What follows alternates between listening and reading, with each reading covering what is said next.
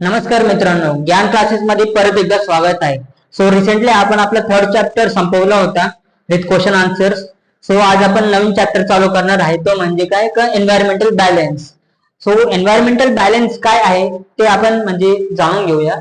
So the word environment refers to the environmental that surrounds a living organism. म्हणजे काय, जो word आहे environmental हा कशाला रेफर करतो? एन्व्हायरमेंटल. म्हणजे ज्याच्यामध्ये आपले लिव्हिंग ऑर्गॅनिझम्स असतात, ह्युमन्स असतात किंवा small living organisms, animals, plants, ज्या सगळ्या गोष्टी असतात. Okay, it includes both a living organism.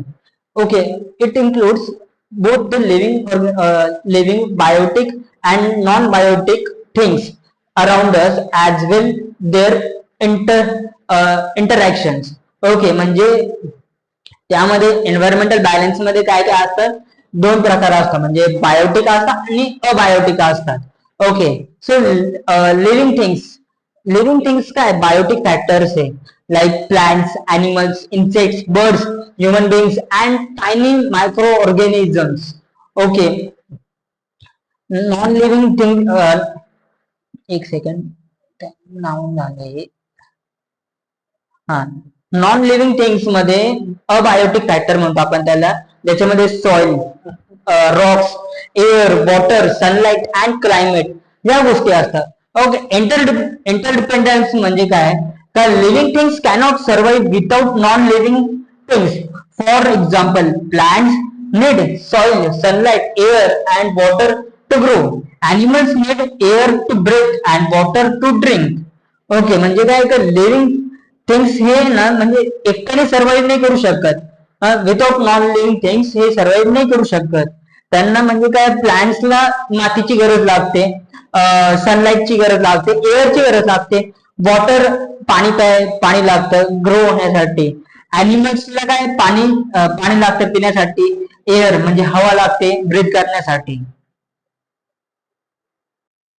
So तुमचा सेकंड पॉइंट आहे का, the food chain. So food chain काय आहे का, in nature every living thing depends on another living organism. म्हणजे काय का, नेचर मध्ये कुठली पण जी लिव्हिंग थिंग असते ते कुठल्या ना कुठल्या दुसऱ्या लिव्हिंग ऑर्गॅनिझम वरती डिपेंड राहतं फूड साठी. Okay, this continuous chain of eating and Bing eating is called a food chain. म्हणजे काय, तर ही जी कंटिन्युअस चेन आहे, म्हणजे जेवण करण्यासाठी आणि स्वतः जेवण बनण्यासाठी, त्याला आपण काय म्हणतो, फूड चेन म्हणतो त्याला. ओके, सनलाइट सनलाइट सनलाइटला म्हणजे ज्याच्याने प्लांट प्रोड्यूस होता. ओके, नंतर मग ते ग्रास हॉपर्स हे प्रायमरी कन्झ्युमर्स आहे. फॉग, ओके, सेकंडरी कन्झ्युमर आहे.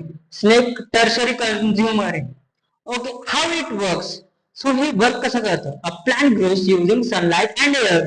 प्लांट, कुठलं पण झाड म्हणजे असं फुल किंवा झाड असेल, ते सनलाइट किंवा एअर थ्रू, हवे थ्रू म्हणजे ते ग्रो होतात. ओके, मग grass hopper it's the plant. Grass hopper हे काय करतात, प्लांट्स खातात.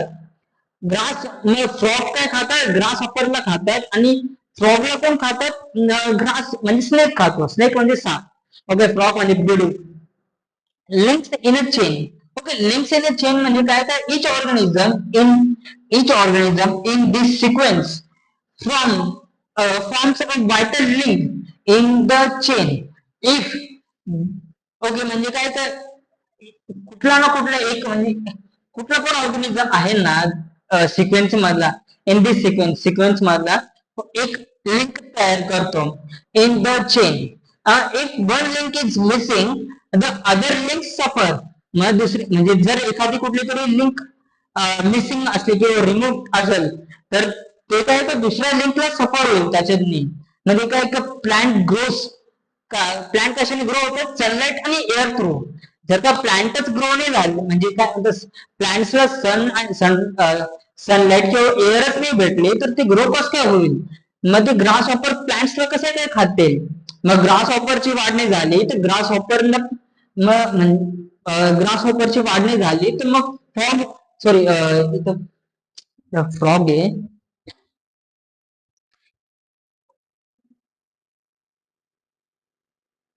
हा, फ्रॉग जो आहे तो ग्रास हॉपरला कसा काय खाणार? जर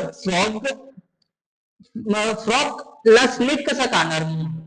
तर म्हणजे एक काय एक जरी लिंक म्हणजे एकाला जरी काहीतरी झालं तर मग पुरे लिंक म्हणजे पूर्ण चेनला त्याला सफर करायला लागतो त्या गोष्टीमुळे.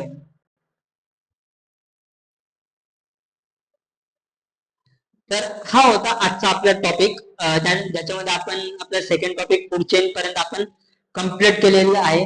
नेक्स्ट टॉपिक मध्ये आपण आपले थर्ड आणि फोर्थ पॉइंट घेणार आहे. सो व्हिडिओ आवडला असेल तर लाईक करा, चॅनलला सबस्क्राईब करा आणि तुमच्या मित्रांसोबत शेअर पण करून द्या.